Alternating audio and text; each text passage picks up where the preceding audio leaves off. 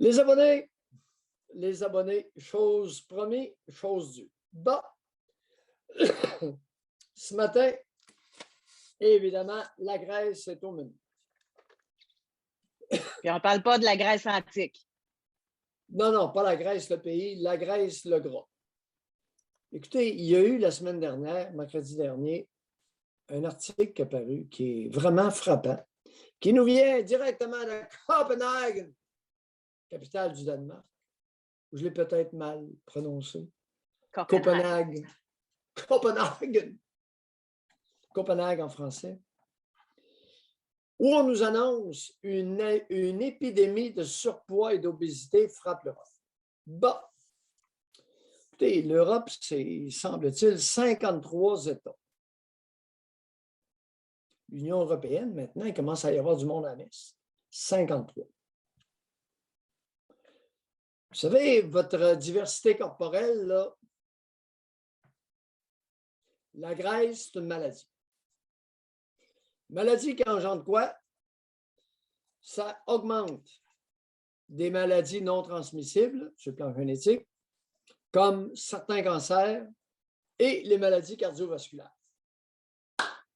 Alors, les gros, vous diminuez votre longévité à n'en pas douter. Je pense que c'est 16 maladies. C'est mon poids santé, puis je suis bien dans ma diversité. Non, non, tu n'es pas en santé, la grosse. Hey! Non! Fini les niaiseries avec la graisse. Mais ce matin, Doc, là, je pense qu'on serait dû pour inclure les hommes aussi. Parce qu'un homme gros, il y a autant de maladies qu'une femme grosse. Là. Oui, mais le gars, le gars avec son tailleur, il ne vient pas dire qu'il ne se voit plus à pissette quand il pisse. Il ne vient pas dire je suis en santé.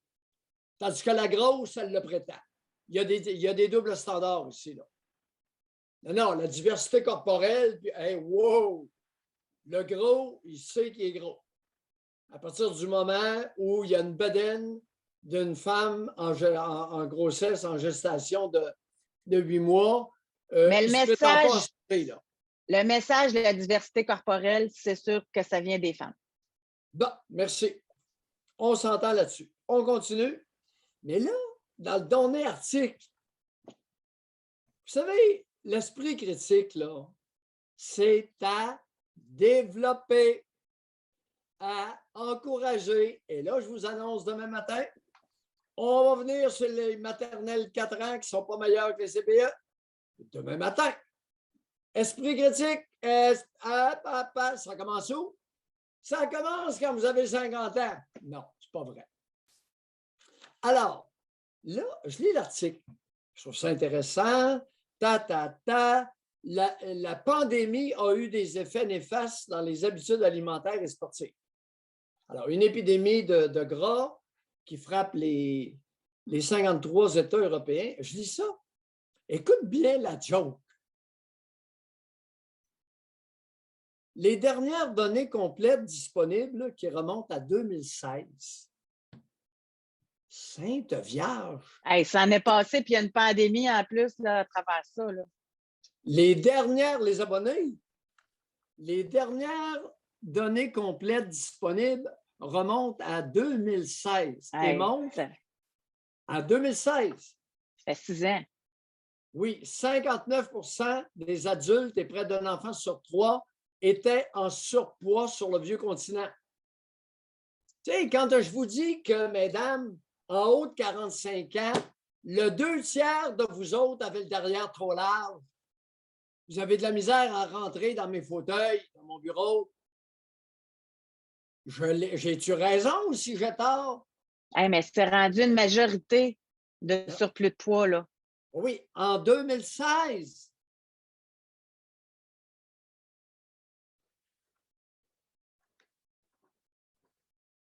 C'est une catastrophe mondiale, européenne et nord-américaine. C'est sûr que les pays où ils crèvent de faim, là, on cherche les gros. Comme en Corée du Nord, il y a un seul gros. Kim Jong-un. Le président est gros, puis j'en ai jamais vu sur toutes les photos depuis.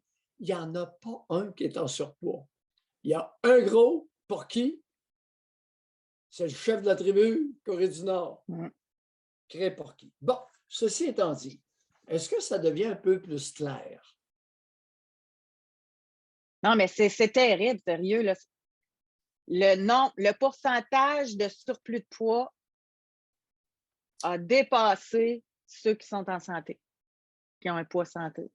Ouais. Puis un jeune sur 3, c'est ça? Alors, ça, c'est terrible. Oui, ben, en 2016, attends un peu. Ah non, c'est pire, là, c'est rendu pire.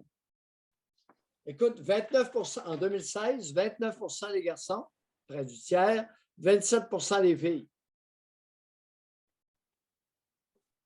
En 2016, il y a 6 ans, avant la pandémie.